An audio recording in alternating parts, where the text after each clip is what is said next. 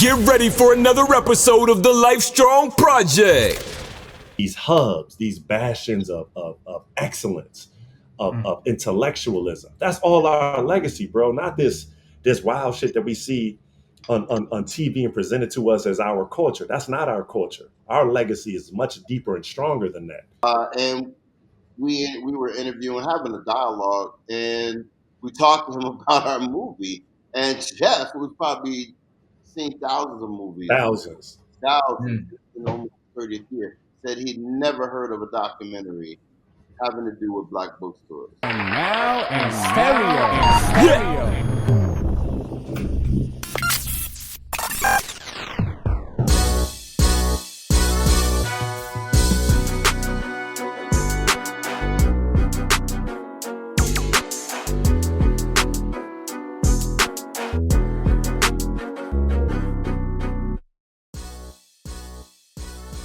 What's good, family? What's good? Welcome to the Lifestrong Project, where excellence comes in all shades. Again, I'm your host, AC, and today we're tapping into a powerful chapter of our history with the creators of the feature documentary.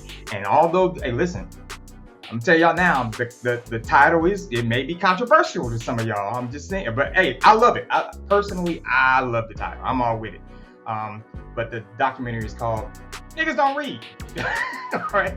Niggas Don't Read: The Rise and Fall of the Black Bookstore. All right. The film uncovers how black bookstores from the 60s through the 90s served as cultural hubs, safe havens, engines of liberation. And today, our guests bring deep lived experiences and creative vision to this story. Together, they're preserving the legacy of the spaces that shape both black thought and community. Today, we're talking black bookstores, black authors, black film, and black history. Family, let's welcome today, brothers, Sadiq and Kareem Ali, to the Lifestrong Project. What's good, y'all? What's good? Okay. Hey, I'm down to get into this because, like I said, I happened to catch you guys your live last night, and I was like, I caught the tail end, but I found it interesting because you guys were in the process of talking about the title of the book and how some people don't like it. so and it is a bold title. Let me just put it out there. That's a bold title. First, before we even get into the title of the book, y'all introduce yourselves. Tell us who you are, where you're hailing. We'll start with our brother Sadiq up there, and then Kareem, you take it after him, man. All right? Ashe. First off, again, my brother, peace and blessings to you. Just gratitude for you and this platform. Again, having checked out some of your work and the conversations that you're spearheading here, my brother. Much love to you because, again, there is so much content that is not, dare I say, mindful or thoughtful or serving our people in the best, and sort of speaking to our people's higher selves. And this platform certainly strikes me as one of those platforms that's speaking to our higher selves. So I just want to say much love to you, bro. Send love to you and your team. And so you just called it out, dear brother Sadiq Ali, hailing from the great city of Baltimore, aka the city that reads. I am a DC native, and for the purposes of this conversation, do a good amount of work here in the community, in and around the DMV. But today, I'm proudly wearing the hat of co-director of the They Said NDR Black Bookstores documentary and project, aka the Untold Power of the Black Bookstore. And so, yeah, man, just super excited for the conversation. Much love to everybody listening. All right, I appreciate that. Brother Kareem. Yes. Well, actually, I'm hailing these days from Arizona. I'm actually out The here. not so great state of Arizona. No, I'm just joking. In the Southwest. I can't say that. I'm out here. But it's the weather is beautiful right now. I mean, it's really balmy. And co-director, co-executive producer, co-producer. We're doing everything on this project. They Said Niggas Don't Read: The Untold Power of the Black Bookstore. And yeah, I mean, been in media since even before 2008, where I founded, my company, a production company, after finishing media school, and I've been, telling stories ever since. And so this is really an extension of, what I had background in. I actually it's the first effort in terms of expose documentary feature, and so we're learning a lot. And the plan is to really develop and present a beautiful film that stands up, with the best of them. Wow, that's awesome. So let's jump into this because I'm dying. The one question that's like on the tip of my tongue, and I'll stick with Kareem there. The one question on the tip of my tongue right now is the title of the book. That's a bold stance to take in the title. Right. Well, So here you are, you guys are working, you're putting this documentary together, you're getting, you're getting all this info and you're putting it together, compiling it, and then you say, what are we gonna call it? Bam. What was the thought process? What is it that you're trying to get the watchers or listeners to see when they see that title? well, it's interesting. Usually we handle that question the other way around because it sort of came down in that way. But I can start it out, and I'll hand it over to Sadiq to share his perspective on it. I mean, it's not. It's. I mean, in at the base level, I don't think it's any different than what Nas says. It's a boom, made you look. I mean, it's a title that makes you look. And in this day and age where you've got so much going on, if you come out with something just like run of the mill, Yeah. hey, this is a story about black bookstores. I mean, okay, I mean, I'm not necessarily going to look or not necessarily be drawn to that, but that's not the only reason that we chose the name. That wasn't a primary reason for it.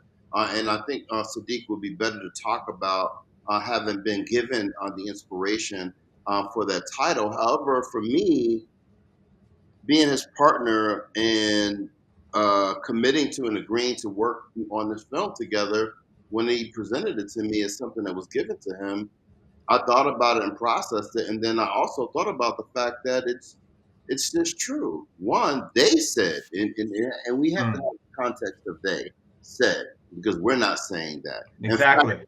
the movie is all about disproving that statement. The movie is about disproving that. And so Sadiq, why don't you just talk a little bit about how it came to you, because I feel like that's I came say. to you first, and so I really followed your lead in that, and then we joined forces and aligned on walking this gauntlet together, if you will. And it has been. Nah, bro. I thank you for setting the table. Just some additional context, AC, and again, we appreciate the question. So, like, double clicking everything that Kareem just shared, but also just zooming out or just kind of taking it from the TOP is that this story, came to me, and I'll say, and Kareem, also during the pandemic. I know we talked before we went Hmm. live, just in terms of a little bit of your story, your journey, Right. which is fascinating and beautiful. But this project really came.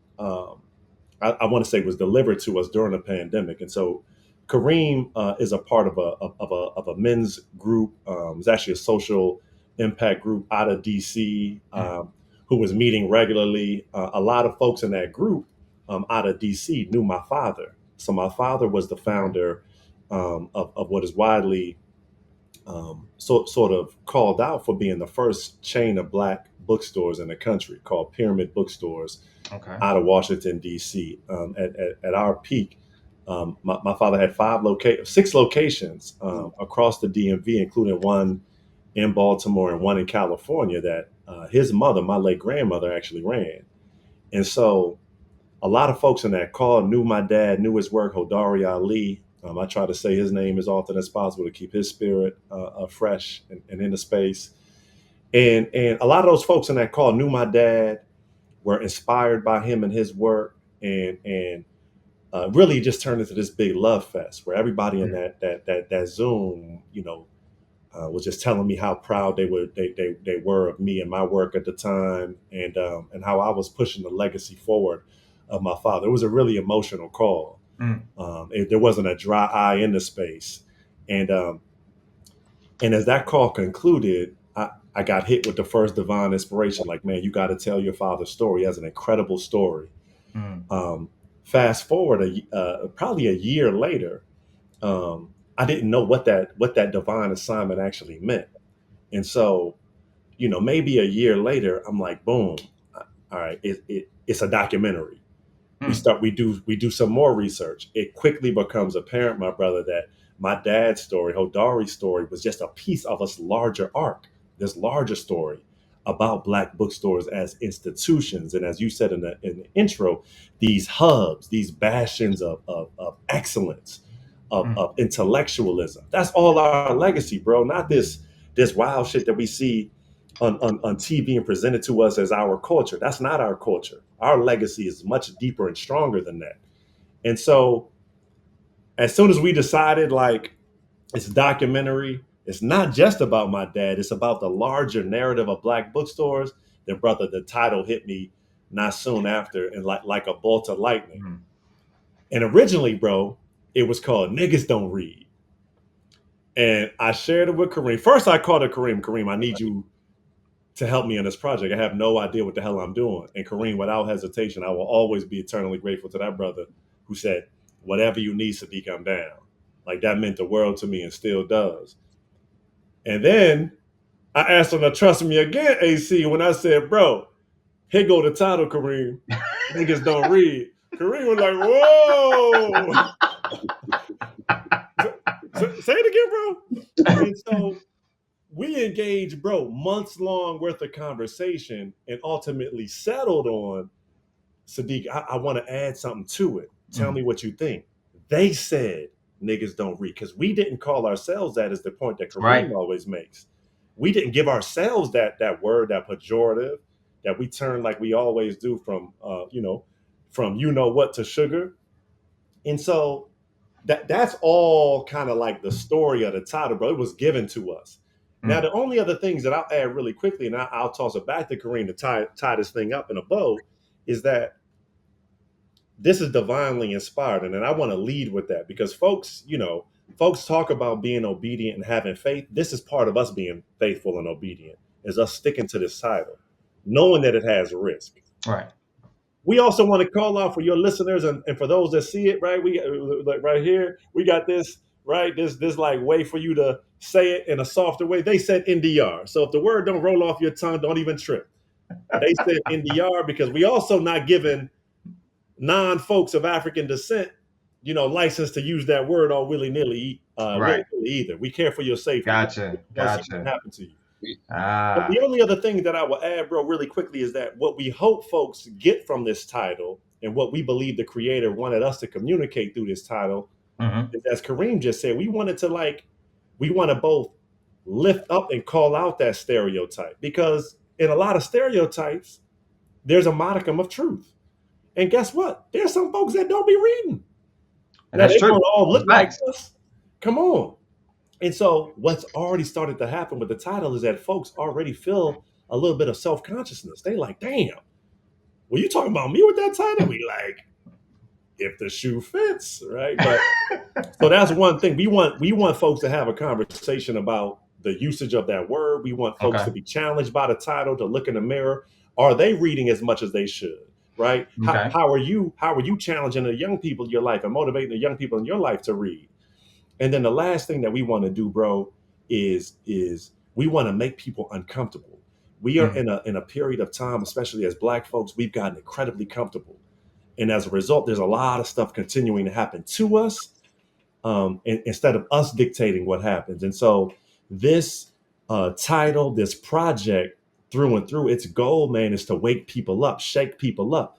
It's supposed to make you uncomfortable. It's supposed to make you feel a little sort of way.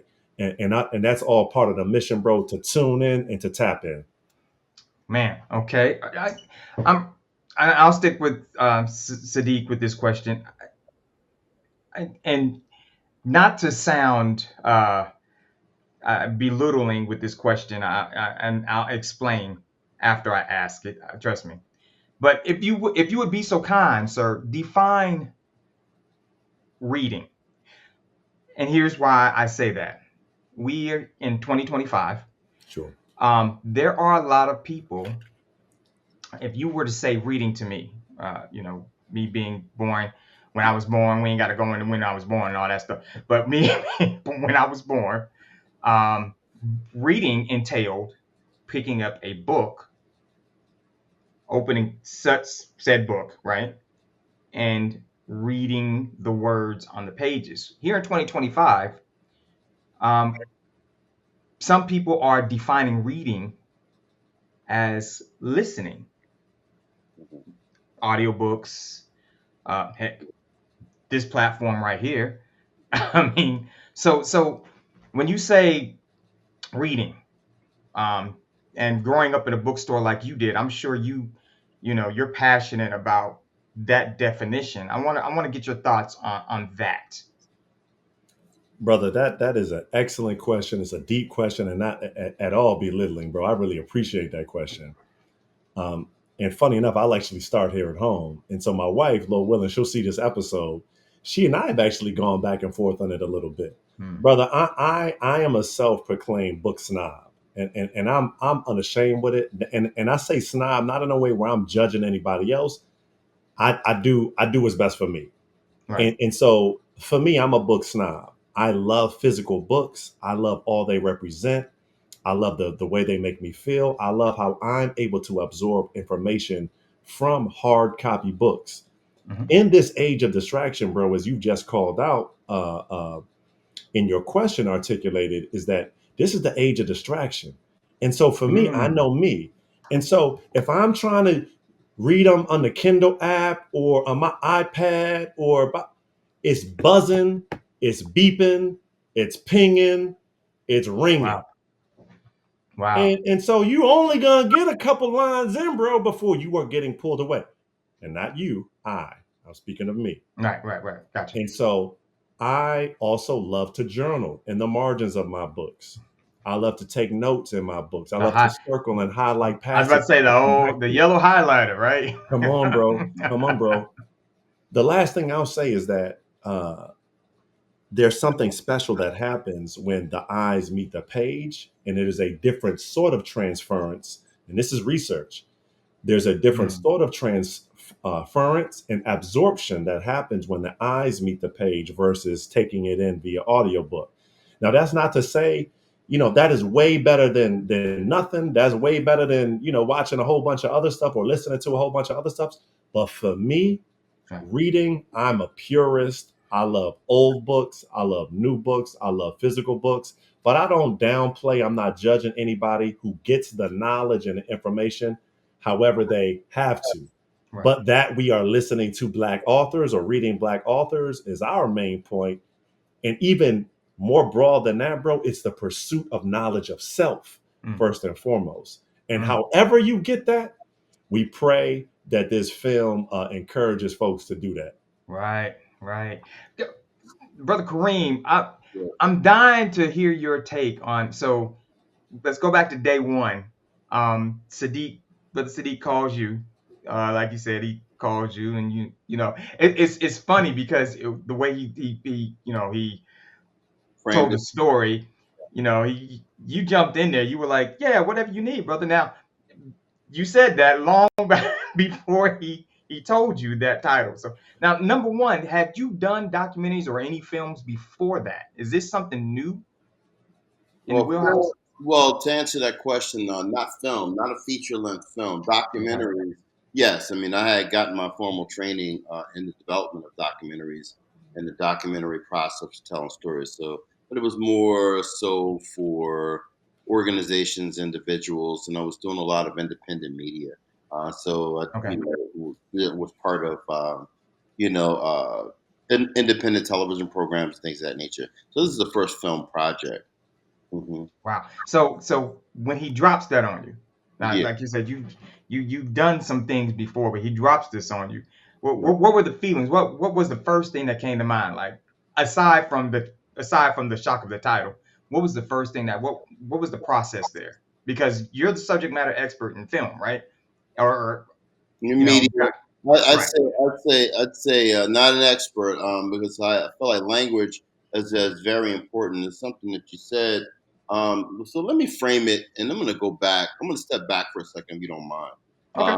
and approach what the question that you asked about reading, because I think it does kind of go into what you're asking about now, and even me bristling at being considered an expert, because I don't use the term expert, and I have a reason why. So where I come from in terms of my perspective on reading, is I take it from my understanding of my faith. My religion is Islam, and so we come from the Holy Book of Quran. And the actual first word verse that was revealed in the first word that was revealed, to the prophet who received the Quran, was the Arabic word of Ikra, and Ikra means to read. And I Hmm. read the verse. It said, "Read in the name of your Lord," right? And then he says, "Read, and your Lord is the most generous, who taught by the pen. He taught man which he knew not." So Steve. the prophet at that point was considered an unlettered man and not a formally educated man, right? And Hmm. so he wasn't writing journals or poetry or anything of that nature, nor was he reading, papyrus, Sanskrit. He wasn't doing all of that. The reading that I believe at that time, the creator was pointing to, was read the signs of creation, right? Read the creation, and you shall know your Lord. And so reading actually takes on a number of different meanings, based on your perspective. And one of the things that's so important, in my understanding, what I've come to, is that the words and the architecture of language is critical. I believe in what Imam Wardi Muhammad is quoted as saying, is that words make people, right? And so the Okay. words that you use actually create the environment, that exists, that you're part of. So when at that time, I saw it as opportunity. When Sadiq said, I was more than happy to be a part of this effort. One, because I knew him to be a serious individual, as a business person, as a person who's in the community doing really great work. Very young, with a lot of energy. So I felt like, well, we join forces with what I understand, and with this vitality. This is something that is sure to work. Not that it's going to be easy, but it's sure to work. So Right. that was the first thing that conjured for me, and I wasn't so much shocked at the name when he came back and said niggas don't read. I actually just started testing it with other people, um, Mm. and Mm. right away I started asking people, hey, I'm doing a film, and I could everybody that I would talk to about it would be like, whoa. It would be like they have to process that, like, Right. it was almost like they were processing. Am I one of them niggas that don't read? And you are, you know what I'm saying? I mean, but bottom line, so get what you can, right? But because I even said that myself. Because Uh, story, no, funny story, because this brother, like, he's an avid reader, right? And he'd be telling me about books and this and that, and asking me. And then the next time we talk, he'd be like, "So did you read that? Did you get that? Did you?" And I'd be like, "Oh, damn, I'm being one of them niggas that don't read." Like, because and I was like, "This is a self-fulfilling prophecy. I must, I must be supposed to do this movie because the brother's calling me." So well, that's a funny story. So I'm trying hard not to be one of them, Every day, all the every day. time. But again, oh man. for me, it goes back to the distraction piece. I appreciate that so much, Kareem. And it's like there is a war for our attention. And even understanding, that's the last thing actually I'll say about the title, is that even in terms of attracting our young people, Yeah. they're not tapping in if you call this joint the Black Bookstore documentary. Like, No, not at all. No, their no. attention span is like goldfish level, bro. All of our attention span is goldfish level with it, bro. Yeah. So, we got to catch people. We got to catch people where they are. We got to get them to tap in. So, um, Sadiq, you growing up in that environment, a bookstore. Your dad owned a black owned bookstore. Um, and as we talked about at the top, um, that was, you know, the hub for all types of learning, information. It was just an environment for everyone, to get what they needed in terms of knowledge, right? So you growing up in that culture, all right? What, in your opinion, made those spots, those black-owned bookstores, or anything like that, so important back then? What was the key element that said, man, if this wasn't here, like, how we talk about barbershops, right? How barbershops shape the males in the community, getting there, have those deep conversations. What was it about bookstores, black owned bookstores in particular? Yeah, bro, I appreciate that. Two things come to mind that I'll share, bro, in response to Mm, that. Number one, there's a poet, and again, I don't normally quote a lot of white folks, with all mm-hmm, with all due respect. Now, there's a few, but I don't make it a deep practice. But what I will say is that there's a poet, there's an Appalachian poet. mm-hmm, She did an incredible piece of work. Her name is George Ann, and I forget her last name, but George Ann created a poem, and it's been since turned into an entire sort of framework to teach English and language arts, and it's a really dope icebreaker that I've used in trainings and stuff like that. And it's mm-hmm, called Where I'm From. The prompt is Where I'm From, and the Where I'm From prompt, it asks participants to fill in, according to these blanks, sort of what a childhood experience sort of felt like, smelled like, tasted like, sounded like. wow. And my brother, your question took me back to the first time I was exposed to that activity. And I always think about the black bookstore in those dimensions um, of sensory, right? Just all of the different senses being engaged when you walk in a black bookstore. Number one, it smells like heaven. Mm, It's some sort of incense burning. There's some sort of mm, body oil popping. You got the Egyptian musk. You got the frankincense and myrrh. You got all that popping when you walk in. In many of our black bookstores, you might be able to get a snack, right? So it's mm, tasting like health food and freedom, right?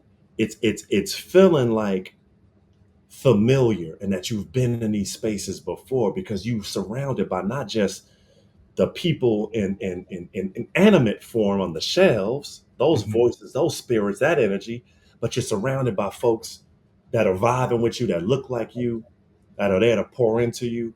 Like, the vibe is home, bro. wow.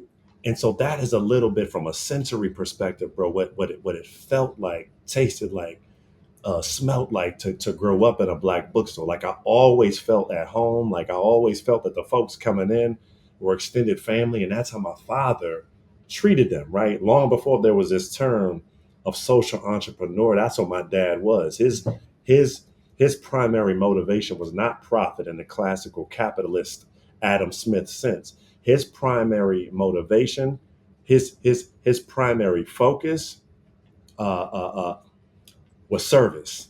And that is Wow. what differentiated my father and many of that generation, and many of their endeavors was not just the profit imperative, there was a service imperative. Wow. And then the only other thing, bro, that I would add, bro, I so appreciate that question, was that the other thing that these black bookstores allowed for us to experience. Again, we got all these fancy terms today, right? And I appreciate Kareem always saying, like, words make people, etc. But we got a term for everything these days, man. Mm, But there's now a term for what the black bookstore was, bro. Then we call them third spaces. Third what? spaces represent those spaces between home and work, between Mm, home and school, right? Starbucks is now known as the most popular ever present third space. That's what they endeavored for you to do, is just come there and hang out. Come do your work, come host your meeting. mm. brother, before Starbucks, the Black Bookstore was the OG third space. You Wow. come there in between work and home, and you be able to engage in a deep conversation. You be able to grab that new thing. You be able to get the tea from the community, right? Because this is Right. pre-internet, mind you, right? Right. And so these spaces represented not only informational hubs in an educational sense, but also community hubs. So you would know what the heck is good in your local community, your local Mm, Black community. And mm. again, we're seeing these spaces remain vital, and we're seeing them come back around as well.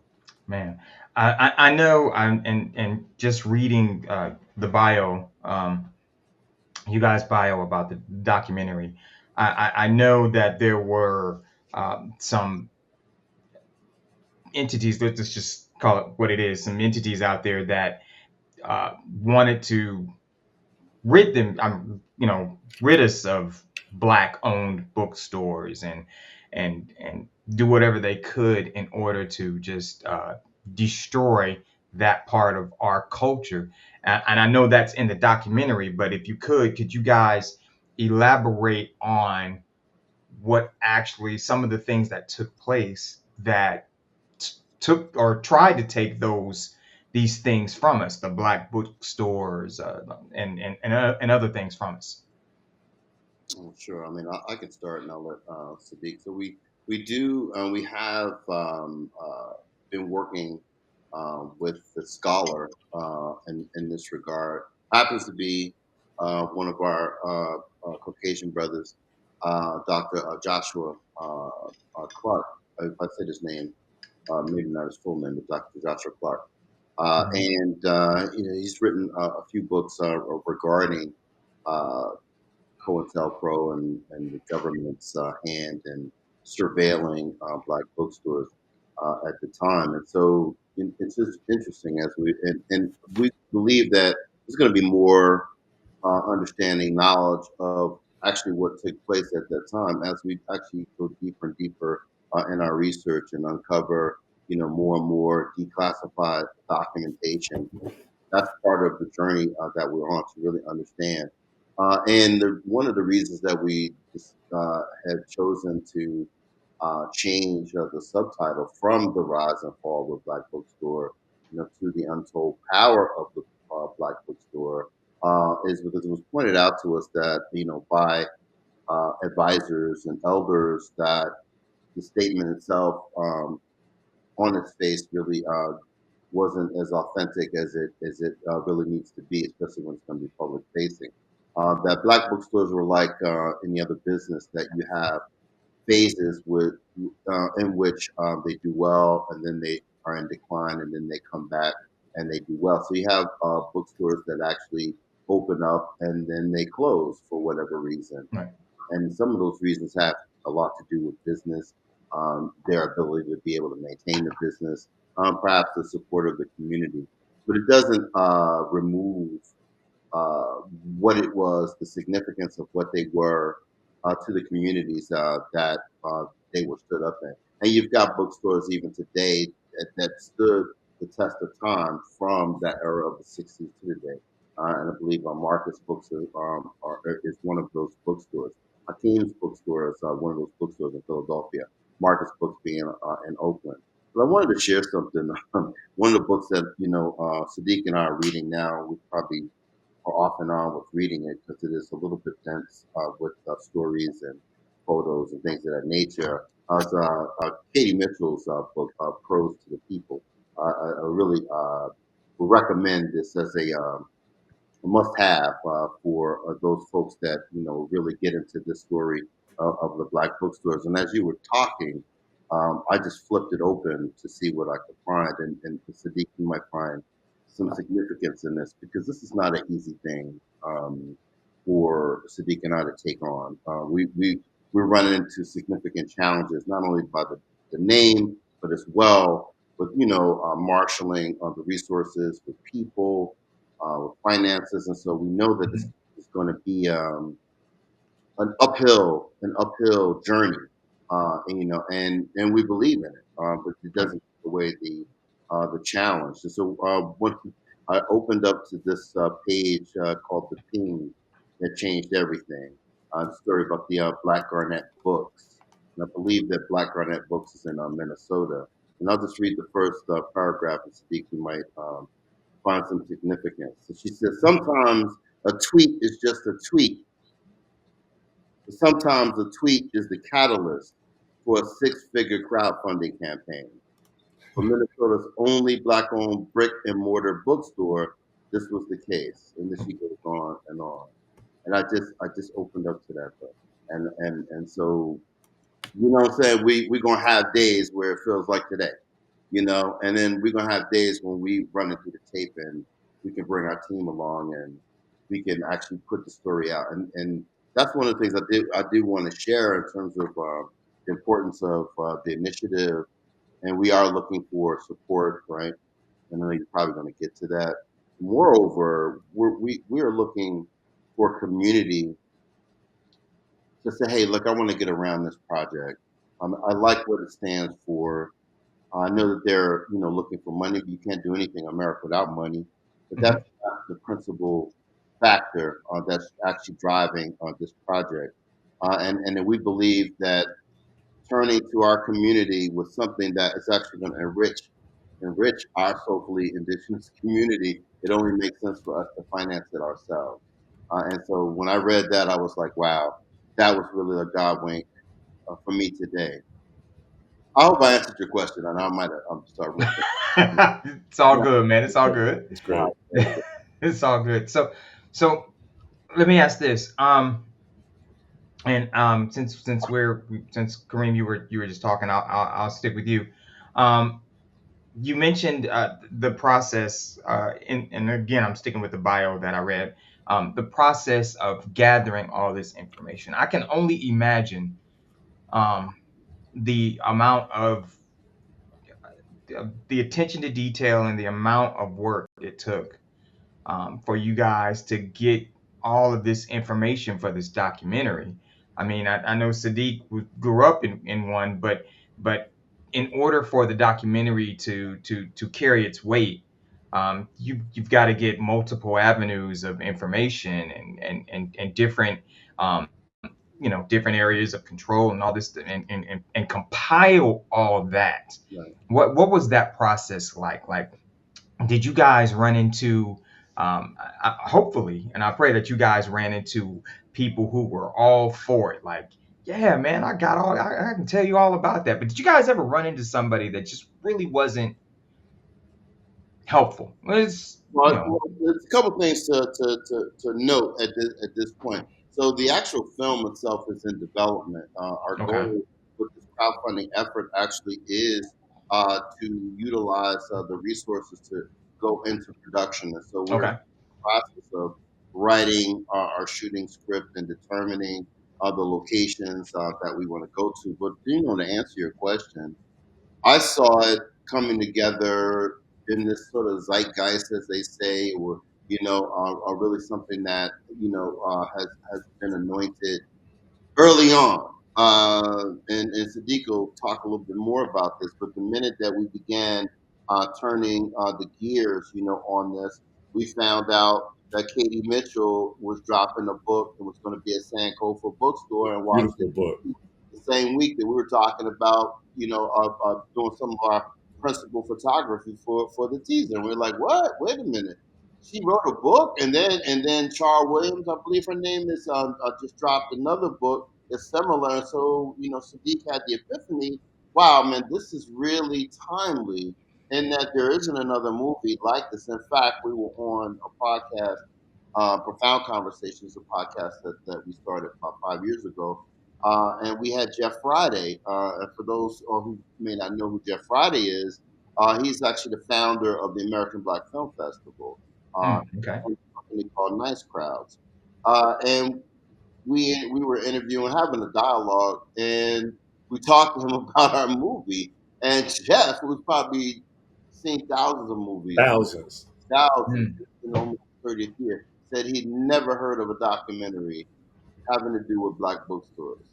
I was like, whoa, wait a minute, what? Really? And then he had recommended, we talked with Taraji Henson, and I believe that Jeff will be a conduit to people on the Black Hollywood side to assist in terms of being a part of what we're doing with this documentary. So the book itself that I just showed is chock full. It's an anthology of bookstores around the country. No, so far we haven't really run into a no from people saying Yeah. it's been a resounding yes. In my experience, in terms of the idea, the concept, and then even what we want to do going forward. Our first round of funding came through, and we utilized that in a particular way, and has us where we are today. But Sadiq, you probably have something to add to that.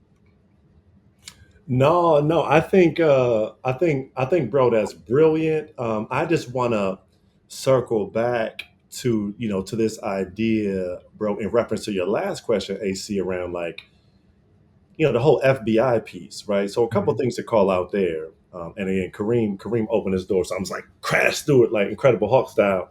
Is that, you know, this was just more par for the course in terms of the devil known as J. Edgar Hoover, who's responsible for all manner of harm and trauma on black communities, responsible for the deportation of Marcus Garvey, stuff like that. Hmm. And so this was just more of what was just really par for the course, right? Right along those lines of, again, orchestrating, you know, in the insurance that another so-called black messiah would not rise, right? Leading to the brutal murder of Fred Hampton. So again, just like more stuff like that. And so then and today, the greatest fear is that the black man will obtain knowledge of self. Mm, That mm, was and still remains America's worst nightmare, is that we would wake up and assume our rightful positions as leaders, as protectors, um, all that is right with us. That is America's greatest fear. And so, why in the world would we be excited about, if I'm our counterparts, the proliferation of institutions that would encourage us to not only seek that knowledge, but hand it to us on a silver platter, AC? Of course, these were a threat then, and they still are now, as we see again, there's an attack on the very essence of truth, yeah. on history itself. And so, to Kareem's point, just to crash through that door, is that our antidote for that sort of hate, for that sort of sabotage, and sort of intentional, um, just diminishing of, again, all that is right with us as Hmm. people. The only cure for that is community. And so that's why this crowdfunding campaign, and we said that also at the top of this call, is that this title is not without risk. We just had a conversation last week with a potential sort of distribution partner. He's like, Right. Sadiq, it's going to be tough. And I'm like, cool. And we're doing this masterpiece style, right? We're not waiting for some benevolent, you Right. know, uh, institution or just like solo entity to come and rescue us. We doing this masterpiece style, out the trunk, Barack Obama, small dollar donations, and so we're asking folks to support the telling of stories like this, to support Mm, us owning our own narrative, to support this whole idea, AC, and then I'll toss it back to you. But like, this whole idea, like folks always ask, like, man, why ain't nobody doing nothing? Why ain't nobody helping? It's like, boom, we got one today, AC. This is how you can help. We are the ones we've been waiting for. Not just mm. me and Kareem, but like Right. Right. Right. you too. And a lot of other folks that we know are doing the stuff, but sometimes it be so close to us, we don't even recognize it. And Yeah. so, Lord willing, this is an opportunity for folks to jump in to something and to do the something, be the something that they want to see in the world, Yeah. and for us to bring this thing all together. African proverb, a single stick might smoke, but it will never burn. Mm, You need a group of sticks in order to start the fire, bro. And so that's what we're looking to do with this crowdfunding campaign. We're looking for all the sticks, bro, for us to light this fire, mm. bro, for us to get this thing done, starting in next year. I'm curious, and I'll go back. You said something about the comfort level, our comfort level. Um, and tussling against that, making people this documentary making people uncomfortable. Why has it taken why has it taken it so long for some, and like you said, you mentioned at the top of this, you being obedient, your divine, the epiphany that hits you out of nowhere. But why did it take so long? Because I'm willing to bet that you weren't the first person that was given to. At least that's I'm a believer of that. It probably was given to, I don't know, 3, 4, 5, 10 people before you. You guys are just the ones to act, as you said at the top, to be obedient to it and push forward with it. But why do you think it took so long for these stories about Black-owned bookshops that were so important in our communities to take place? Well, what comes to me right away is oftentimes, people act out of a sense of desperation. Hmm. The this year has seen a lot, in terms of the clawing back, funding of all sorts from, for all different types of organizations, institutions, at the highest level. You talk about universities and, medical institutions, hospitals, things of that nature.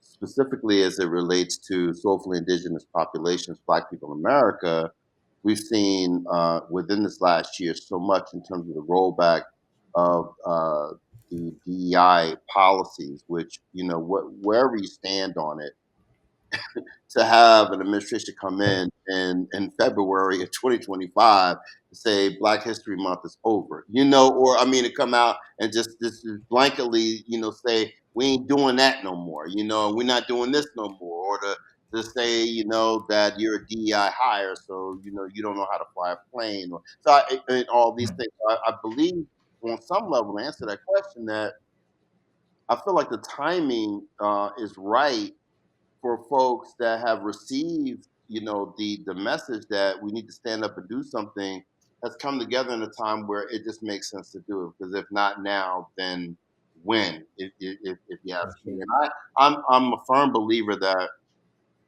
inspiration, like we don't really create the inspiration between us. Like when we say we're a vessel, I Right. believe it all comes down. It Hmm. all comes down from the creator, and so it's always been here. All this Right. knowledge and information That's is, right. but it goes into different pockets, and it's like you said, it's the folks that get uh, I don't know, they something is germinated that makes them feel like I can use this and I want to go forth with this idea and make it happen. And so I think it's like that with so much, if not everything. And so being a clean vessel, for the goodness that has come down, and the timing. I think timing is everything. And we didn't time this based on, these books being published, about the Bible. I didn't even know about them, and now we're here, in production or going into production for a film, where we have other authors that are burgeoning. I'm sure there's a lot more actually happening. The time is just right. If not now, Hmm. when? I sure. Wow. So, if you guys would be so kind, do this for me. Um, Go ahead and tell us, controversial title and all. Tell us what you want your viewers to get when the film finally hits, all the platforms that it can possibly. We're hoping it hits them all. The Amazons, I sure. the YouTubes, the Netflixes. We hope we see it, see them on all of them. But what is it that you want your viewers to get when they see this? I sure. I sure. I man, there's quite a bit, and some of it we've actually already woven through this conversation, man. Which again, we're deeply appreciative for. One quick backtrack. Hmm. I want to again, Kareem has already done this, but I want to shout out these two sisters again, Shar Adams and Katie Mitchell, who again, I just want to put this in the context of what Kareem just shared in terms of divine timing. I want to shout these sisters out. We've been in touch with both of them already. My dad is mentioned and featured in both of the books as well, Wow. Hodari Ali and Pyramid Bookstores. But I want to shout them out for also being obedient because get this, AC, 60, 70, 80 years of black bookstores. No books on black bookstores until 2025. Two books on black bookstores have been released and a documentary fully in development, all in the same year. That's spirit, bro. That's Mhm. divine timing that Kareem just called out. But I wanted to shout those sisters out. So we aren't the first to tell the stories. We are the first to tell it in this medium, Wow. via documentary film, Lord willing. But those sisters have done a tremendous job in terms of research, pulling it all together. And they're both really, really well done and beautiful books. And I wanted to shout those out. In terms of, what do we want folks to walk away from this project, this documentary, Lord willing, next year when it's available? We want folks to really be a combination of energized and inspired, right? From seeing our history, um, in living color, right? Mm. Understanding the legacy of these institutions. We want folks to be edutained, right? Shout Mm. out to KRS-One and Boogie Down Productions, one of my favorite Yes. albums of all time, Edutainment. Yes. Showing my age a little bit, AC. But we want folks to be educated and to get this knowledge, right? It's going to be entertaining as well. It's going to be beautifully shot. Hopefully, folks get a vibe for the care and intentionality Mm. behind our production sort of eye when they check out our teaser. We're not going to say it's dope, but we are going to say we're proud of it. AC is for the listeners and the viewers to say whether or not they think it's dope. All But we are incredibly proud of the years worth of work and the hundreds of hours worth of work that went into that 3 minutes, that you all will check out. So definitely edutainment, energized, but also we want folks to get a little, not even a little, because you can't be a little enraged, right. Mm-hmm. but we want folks to get upset. We want to enrage folks, right? Because until we get more upset, I had a buddy. I shared this in another conversation. I had a good friend of mine who transitioned earlier this year, Mm. um, and one of the things he hadn't even turned 40 yet, bro. But one of the things that he used to tell me all the time is that, Sadiq, one of my superpowers is rage. Like, bro, I'm angry all the time about the state of our people, about the state of young people, and just a great many things with the world. And that rage truly powered him. Ultimately, I think it had a cost. It had a cost. It took a toll on him, but he was able to get so much done because of not being comfortable and not settling, not letting anybody okey doke him or flim flam and telling him down was up and up was down. He wasn't standing for it. He wasn't going for it. Mm. He was angry and he let folks know about it. And as a result, what was a really serious warrior for our people. And so, um, I would say that's the last thing we want. We want folks to get upset. We want folks to get uncomfortable enough for us to take action, and again reclaim what is ours. Brother Crane. Yeah, one, we want to disprove the myth and the fable that we don't read. As our dear brother Baba Nati says in the teaser, that we read and that we've always read. Right? It was the revolutionaries in the 60s, many of whom were authors and many of them whom reached uh, their publics that they were seeking to influence through their writing and actually utilize the black bookstores, to actually sell, their publications. And so at the end of this, having a more informed public, regarding, our history in that regard. And getting folks to, in the notion that, hey, when I want to buy more books, and when I buy those books, I want to find a soulfully indigenous, black-owned bookstore to do it. I want to support that bookstore, and the thing about the bookstores is that they're still havens and incubators of the culture, and so by supporting the bookstores, you'll go and you'll find they've got a lot of different types of sundries, that, are in alignment with our culture. They'll have events, they're doing book clubs and they're doing readings. And Right. so they still stand, as safe spaces, for community to come together. There's a bookstore here in Phoenix that I recently discovered, Black-owned bookstore, and they were actually having a full culture day with music and food and and buying clothes. And I was like, wow, this is exactly what we're talking about. Mm. So we want to turn the public onto, this sort of renaissance and sort of this upward trajectory of black-owned books in America, and get turned on and have our intellects again turned on to reading.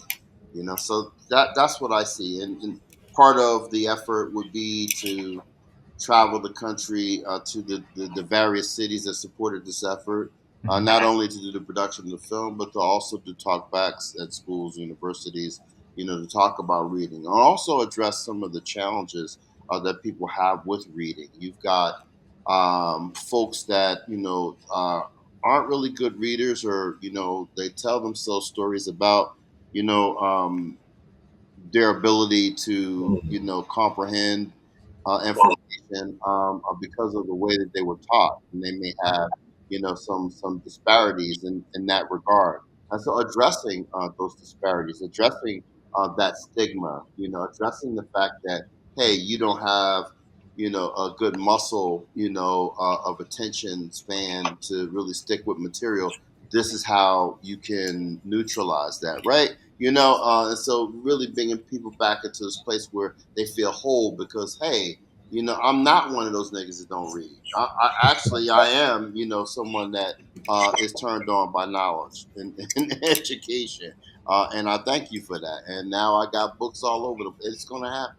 It's just gonna For happen. sure. Awesome. So for the folks listening right now, and for the folks that that are going to listen in the future, how can they pour into this